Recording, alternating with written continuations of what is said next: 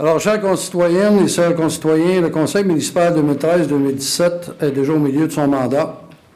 Il s'agit d'une étape importante qui est marquée par le renouveau. En effet, nous accueillons un nouveau directeur général en personne de M. François Vaillancourt, de même que Mme Manon Touligny comme directrice du service des finances et trésorière, ainsi que Jean Paquet à titre de directeur du service des travaux publics.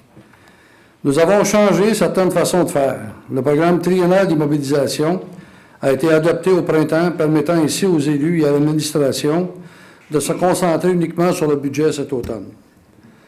Depuis quelques années, l'étude du budget est un travail de longue haleine puisque les membres du comité des finances, la direction générale et la direction des finances se rencontrent fréquemment, et ce depuis plusieurs mois, afin d'établir les grandes orientations. Ils analysent les besoins de la population de concert avec ceux de l'organisation afin de s'assurer que les citoyens obtiennent le meilleur service au meilleur coût. Il est clair que l'offre de service a un impact sur le budget et par le fait même sur notre situation financière. Par exemple, l'ajout de services et l'addition de nouvelles ressources font en sorte de créer une pression additionnelle. Nous devons alors être plus créatifs, inventifs et afin de s'assurer de ne pas alourdir inutilement le fardeau fiscal des contribuables. Malgré un développement résidentiel qui tourne au ralenti depuis quelques années, notre ville s'en tire bien au niveau de sa situation financière. Le développement industriel et commercial se porte plutôt bien. Saint-Jean-sur-Richelieu est au 5e rang des plus fortes hausses au Québec en ce qui concerne les villes entrepreneuriales. L'année 2015 a tout de même donné lieu à plusieurs bonnes nouvelles économiques. Pour en citer quelques-unes, le déménagement à Saint-Jean-sur-Richelieu de Frontenac Technologies et Sinop Technologies, vente dans l'entreprise Industrie Béninville, mais demeure en opération. Annette Plastique devient les plastiques Evolupac. Construction d'un bâtiment pour ELP Lazur. Déménagement de ProBallast dans l'ancienne usine de Power Battery. Relocalisation de Carpet Teneur dans l'ex-Prismium. Agrandissement des entreprises Tremcar, Amélie-Place, QFI Biodiesel et RPR Hydro. Il faut signer le lancement de nouveaux produits pour chaque mode et le lancement aussi d'un produit très original et tactique pour la firme Cambly. Notons également que Nutrifrance rénove son bâtiment, Alstom vend son usine au groupe Delta Star, la Meunier Milanaise construit son bâtiment dans le parc industriel secteur Iberville, Doudy et Pavage Excavation se localisent aussi dans le parc industriel à Iberville. On constate aussi le rachat d'Amtech, qui devient béton préfabriqué du Richelieu, alors que Rheinmetall Canada obtient un contrat pouvant aller jusqu'à 500 millions de dollars. Plusieurs entreprises de chez nous ont remporté des prix, notamment Soleno, Logistique Unicorp, Multiportion et Mme Nathalie Pilon de Thomas & Betts. Notons également l'ajout de quelques nouveaux commerces, Chico Boutique d'animaux dans le secteur Saint-Luc, Rubino sur le boulevard du Séminaire, Delsart Traiteur à Iberville et la nouvelle succursale de Fleur-Jean Guillet au Hall de Saint-Jean. Plusieurs commerces ont vu jour dans le Vieux-Saint-Jean également, Vancouver, l'Impact local, l'Hôtel 54, la Crèmerie du Vieux-Saint-Jean, Gypsy Bohème, Restaurant Comptoir, le Bisto Brac et Retapé 2015. D'autres commerces se sont implantés au Carrefour du Richelieu, David City et Animal Express. Parmi les grands travaux municipaux, nous avons débuté la deuxième phase de la revitalisation du Vieux-Saint-Jean. Il s'agit de l'entraîneur qui a d'ailleurs fait l'objet d'un événement l'été dernier. Plusieurs autres travaux ont été réalisés, la réfection de chaussées de plusieurs tronçons de rue, la décontamination et la démolition de l'ancienne usine IPC, le prolongement de la rue Pierre-Caisse dans l'accès des terrains industriels, le remplacement du système d'ozonation pour le traitement d'eau potable à l'usine de filtration de la rive ouest, l'aménagement des jeux d'eau dans les parcs Amel et Raymond-Lefebvre, l'aménagement du parc des Colibris, le réseau cyclable sur les accotements revêtus du chemin du clocher, de même que le pavage des accotements pour le corridor piéton et la réfection de l'éclairage sur la rue Baillargeon. Au niveau du transport en commun, en plus d'avoir ajouté le service le dimanche l'an passé, nous avons complètement revu notre service de transport urbain l'été dernier. Le nouveau réseau de transport urbain est beaucoup plus efficace et incite davantage les citoyens à l'utiliser, ce qui a pour effet de diminuer le nombre de véhicules dans nos rues. Nous notons déjà une hausse très substantielle du niveau de l'achalandage. Par ailleurs, l'année 2015 s'est déroulée sous le signe de la consultation.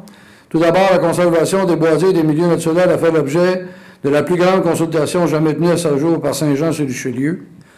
Celle-ci a incité le conseil municipal à bonifier son plan de conservation en protégeant aujourd'hui 90% des boisés en milieu naturel et zones urbaines.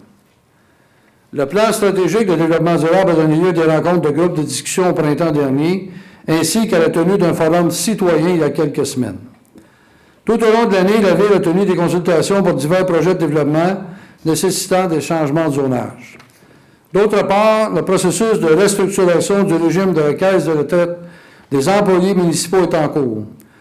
D'une façon plus concrète, une réserve de 7,5 millions a été constituée à l'intérieur même du déficit technique identifié à l'évaluation au 31 décembre 2013. Ce déficit avait été chiffré à 20,3 millions de dollars.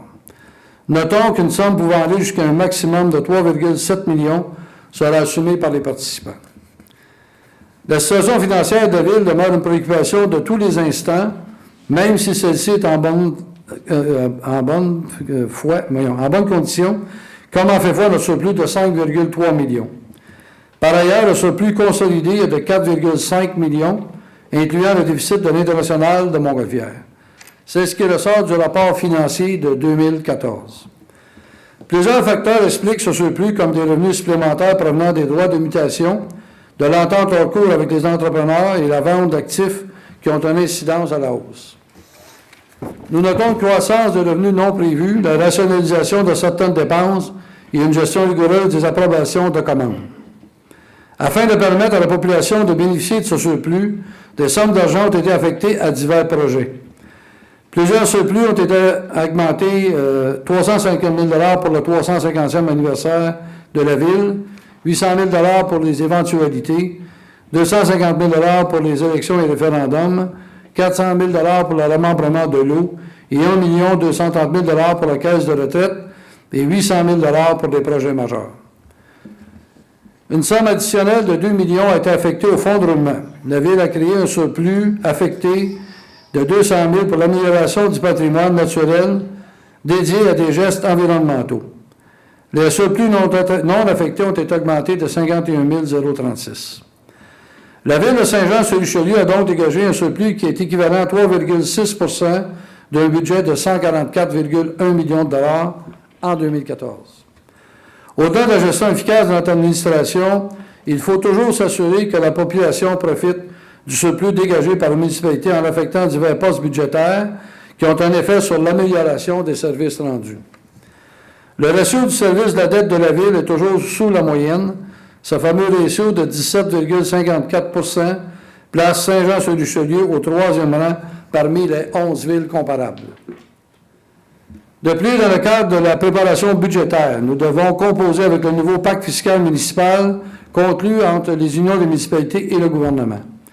Cette entente ne nous ramène pas les pertes occasionnées au début de 2015, car le taux de remboursement de la TVQ est demeuré à 62,8 % et les bonifications sur les enlieux de taxes ne seront augmentées qu'en 2018 et 2019.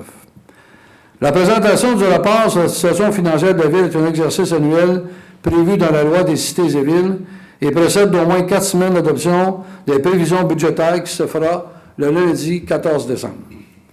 Je vous dresse donc un tableau sommaire de ce qui a été notre passé récent, de la situation actuelle et en quelques semaines de la fin de l'année et à quoi l'on peut s'attendre pour 2016.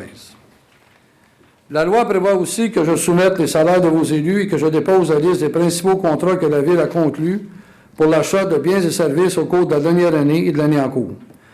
Le premier objectif que l'on se fixe lorsque nous entamons la préparation budgétaire est le respect de la capacité de payer des contribuables. Le cadre financier nous permet de contrôler davantage nos investissements. C'est un outil essentiel qui assure une gestion rigoureuse des finances publiques, qui stabilise le budget d'opération et qui dégage des marges de manœuvre pour réaliser de nombreux projets d'investissement. Notre programme de réhabilitation des infrastructures sera toujours en vigueur en 2016 puisque les sommes requises sont prévues au programme d'investissement. Les tableaux ci-joints indiquent quelques détails tirés des états financiers que le Conseil a adoptés en avril dernier. La rémunération des élus et les indicateurs de gestion.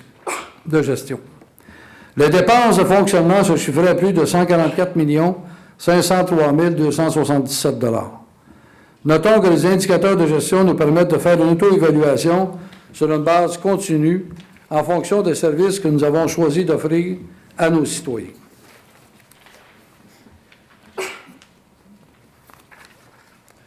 L'année 2015 se terminera vraisemblablement, si aucune circonstance ne se déclare d'ici le 31 décembre prochain, par un surplus de l'ordre de 2,2 millions de dollars. Au moment de prononcer ce discours, ce surplus est causé par des revenus additionnels provenant, entre autres, de droits de mutation et de vente de terrain. Dans sa gestion quotidienne, la Ville prend les moyens pour limiter dans l'ensemble de ses services de dépenses de fonctionnement. Le marché de l'immobilier, qui est à la baisse au niveau résidentiel, a eu un impact sur nos finances. Le nombre et la valeur des transactions immobilières ont une influence directe sur les revenus. Au mois de septembre, le service de l'urbanisme nous rapportait 197 unités de logement construites depuis le début de l'année 2015. Il s'agit d'une baisse de 14 %. Nous notons cependant une hausse de 100 % du nombre de nouvelles constructions industrielles, une hausse de 25 % au niveau commercial. La valeur des constructions industrielles ont augmenté de 325 % alors qu'elle a augmenté de 82 % au niveau commercial. La valeur des rénovations industrielles ont augmenté de 139 % alors qu'elle a augmenté de 500 % au niveau agricole. À l'interne, nous avons conclu des ententes avec nos pompiers, nos cadres ainsi que nos employés manuels et de bureau. Nous sommes toujours en négociation avec nos policiers. Au cours de l'année 2016, le Conseil municipal devrait donner des orientations claires dans plusieurs dossiers, notamment au niveau du développement de la Ville. À cet égard, nous attendons le rapport du plan stratégique de développement durable. Le dossier des boisés a été réglé au printemps dernier. Nous devons nous positionner clairement sur le développement industriel, commercial et résidentiel. D'ailleurs, les statistiques du service de l'urbanisme démontrent une tendance à cet effet. La nouvelle structure de développement économique travaillera de concert avec la Ville pour offrir un meilleur support aux gens d'affaires et aux citoyens qui voudront développer des projets. Les travaux de l'entrée nord du Vieux-Saint-Jean seront à l'agenda, tout comme ceux de la construction du nouveau pont et le projet de rénovation de Trinity Church verra le jour. Nous procéderons à la réflexion des rues Charles-Henri Hébert, La Chance et d'une partie de Maisonneuve. Le site IPC sera réhabilité et aménagé. L'année 2016 sera également marquée par les fêtes du 350e anniversaire de Saint-Jean-sur-Richelieu. Nous sommes donc à quelques semaines de l'adoption du budget. Nous devrons composer avec les paramètres du nouveau pacte fiscal. Nous devons maintenir et même améliorer la qualité des services offerts à la population. Notre Ville doit aussi continuer de se développer d'une façon plus organisée en tenant compte davantage de la qualité de vie des citoyens. À ce stade-ci de la préparation budgétaire, nous travaillons à rationaliser davantage et aussi à prioriser des projets générant des nouveaux revenus. Au moment présent, en fonction de l'avancement des travaux budgétaires, nous pouvons prévoir une légère hausse du compte de taxes. Le nouveau rôle d'évaluation aura un impact sur le compte de taxes, même si nous tentons d'ajuster autant que possible le taux de taxation en conséquence. Nous devons travailler avec la moyenne de la nouvelle évaluation des propriétés. Il y aura donc une fluctuation du compte de taxes selon les secteurs. Cependant, cette fluctuation ne correspondra pas à la hausse réelle de la valeur des propriétés. Je tiens à remercier nos directeurs, nos employés pour leur détermination, leur persévérance et leur grande flexibilité. Je remercie le personnel du service des finances et la direction générale pour leur bon travail. Le conseil municipal s'engage aussi à travailler pour atteindre les objectifs fixés.